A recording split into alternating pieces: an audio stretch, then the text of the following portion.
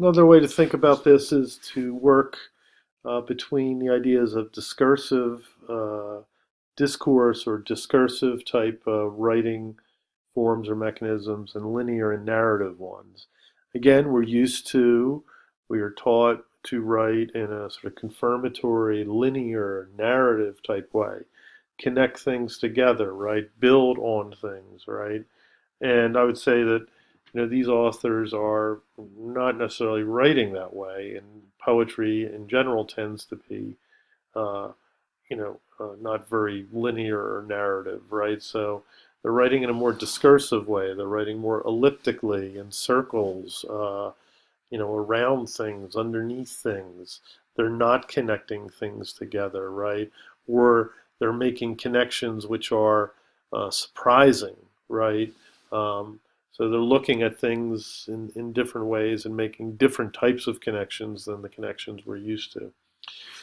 Dissonance, so obviously it's creating a type of dissonance, like a short circuiting of our reader's brain when we read them, right? Um, and so when you're writing it, a similar effect would happen, right? So a type of dissonance. And again, usually we're trying to write in a consonant, sort of communicative type way, right?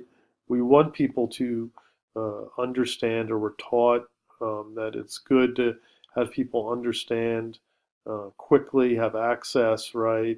You don't want to, scare them away, right? You want them to understand. But dissonance is operating in a different way, right? Um, it's challenging you um, to see things in a new way, to not understand in a lot of ways, right? Transgression, mentioned that a lot of times. Cognitive dissonance, ideological dissonance. So dissonance in general, uh, but cognitive dissonance is sort of like, this is something that we all face in our life, when something, just intellectually or in terms of thinking seems to be operating at cross purposes. Ideological dissonance, I think, is really what these writers are working at with in a lot of ways, or really pecking at this idea that we have, we're unaware of sort of ideologies that we live by or dominate us.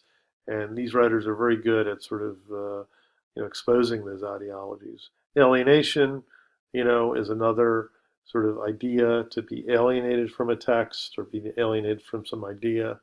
And then deconstruction in general, as I mentioned there. Okay, so there are just some notes on how to think and write DB Seminar 4.